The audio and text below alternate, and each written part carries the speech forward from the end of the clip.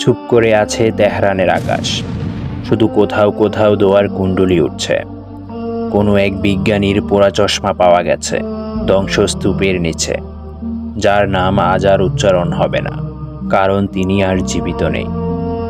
বাংলার মানুষ যা দেখতে চায় মিডিয়া হয়তো তাই দেখাবে, কিন্তু ইরান নিজেই জানে গৌরব শুধু ইতিহাসেই টিকে থাকে, মাঠে নয়।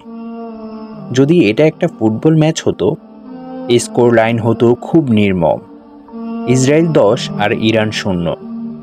এমন স্কোর কারো ইজ্জতের শত্রু কামনা করে না। ইতিহাসে কেউ ইরানকে দমন করতে পারেনি, কিন্তু ইতিহাসেই তো এই প্রথম ইরানের এমন ভয়াবহ পরাজয়। একজনের অর্ডারে যেন সব মুছে যাচ্ছে।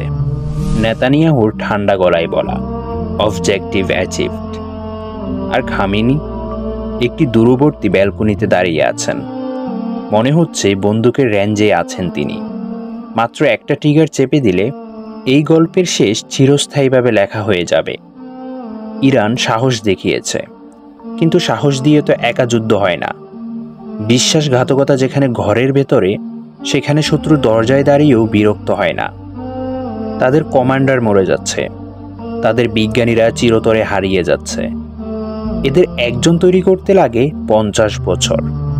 এখন যে গর্ত তৈরি হচ্ছে তা শুধু মাটি খুঁড়ে ভরাট করা যাবে না, একটি জাতির হৃদয় খুলে ফেলা হয়েছে।